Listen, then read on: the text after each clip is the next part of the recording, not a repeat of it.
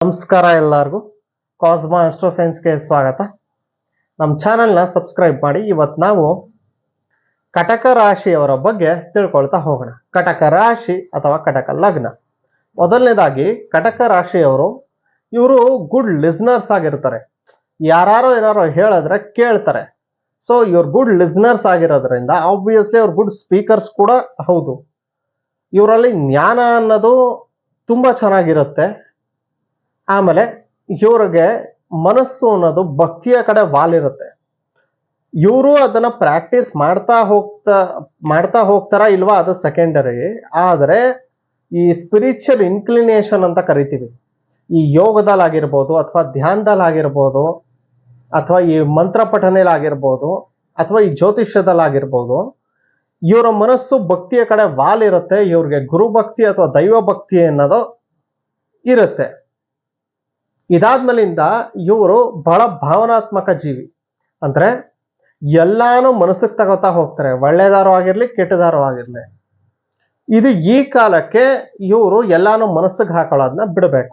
ಇದನ್ನ ಇವ್ರು ಸರಿ ಮಾಡ್ಕೊಳ್ಳೇಬೇಕು. ಇಲ್ಲ ಅಂದ್ರೆ ಇವ್ರು ಅದಕ್ಕೇನೆ ತುಂಬಾ ಎಮೋಷನಲ್ ಹಿಟ್ಸ್ ಅಂದ್ರೆ ಈ ಎಮೋಷನಲ್ ಪೇನ್ ನ ತುಂಬಾ ಅನುಭವಿಸೋದೆ ಇವ್ರ ಈ ಸ್ವಭಾವದಿಂದ. ಎಲ್ಲಾನು ಮನ್ಸಿಗೆ ಹಾಕೋತಾರೆ, ಆಮೇಲೆ ಎಲ್ಲಾರನ್ನೂ ಹಚ್ಕೊಳಕ್ ಹೋಗ್ತಾರೆ. ಇದು ಇವ್ರಿಗೆ ಕಾಸ್ಟ್ಲಿ ಆಗುತ್ತೆ. ಸೊ ಇವ್ರು ಈ ಸ್ವಭಾವನ ಬಿಡಬೇಕಾಗತ್ತೆ. ಆಮೇಲಿಂದ ಇವ್ರಿಗೆ ಒಳ್ಳೆ ಇಮ್ಯಾಜಿನೇಷನ್ನು ಇರುತ್ತೆ, ಓವರ್ ಥಿಂಕಿಂಗು ಇರುತ್ತೆ. ಓಕೆ, ಒಳ್ಳೆ ಇಮ್ಯಾಜಿನೇಷನ್ ಇರೋದೇನೋ ಸರಿ, ಬಟ್ ಇವ್ರು ಓವರ್ ಥಿಂಕಿಂಗ್ ಮಾಡೋದನ್ನ ಅವಾಯ್ಡ್ ಮಾಡಬೇಕು. ಹಾಗೆ ಇವರು ಸಮಾಜದಲ್ಲಿ ಬಹಳ ಬೇಗ ಗುರುತಿಸ್ಕೋತಾರೆ, ಹಾಗೆ ಮುನ್ನೆಲೆಗೂ ಬರ್ತಾರೆ. ಅದಾದ್ಮೇಲಿಂದ ಇವರಿಗೆ ಆಕರ್ಷಣಾ ಶಕ್ತಿ ಅನ್ನೋದು ಬಹಳ ಚೆನ್ನಾಗಿರುತ್ತೆ. ಇವ್ರಿಗೆ ಯಾರನ್ನ ಬೇಕಾದ್ರೂ ಆಕರ್ಷಿಸುವ ಶಕ್ತಿ ಇರುತ್ತೆ. ಅದು ಇವ್ರ ಮಾತಿಂದ ಆಗಿರ್ಬೋದು ಅಥವಾ ಅವ್ರ ಆಕ್ಷನ್ ಇಂದ ಆಗಿರ್ಬೋದು, ಯಾವ್ದ್ರಲ್ಲಾರು ಸರಿ ಇವರಲ್ಲ ಆ ಒಂದು ಆಕರ್ಷಣಾ ಶಕ್ತಿ ಅನ್ನೋದಿರುತ್ತೆ. ಇವ್ರು ಅದರಿಂದಾನೇ ಜನರನ್ನ ಇವ್ರ ಹತ್ರ ಸೆಳೀತಾರೆ. ಹಾಗೇನೆ ಅವರಿಂದ ಕೆಲಸ ಕೂಡ ಸಾಧಿಸ್ಕೋತಾರೆ.